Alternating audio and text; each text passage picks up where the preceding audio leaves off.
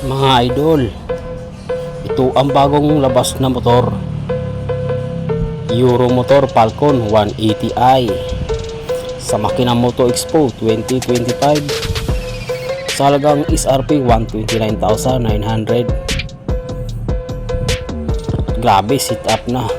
Seat niya naka-camel seat, carbon pa, syempre nakakilis remote playback control, dual disc brake, dual ABS, dual shock with absorber. Goods for adventure mga idolo. Baka ito na ang hanap mo, fully upgraded na. Forma at angas ng motor andito na, at meron siyang dalawang kulay na pagpipilian: glossy white finish, glossy gray finish. Diba ang astig mga idol? Ito ang Euromotor Falcon 180i.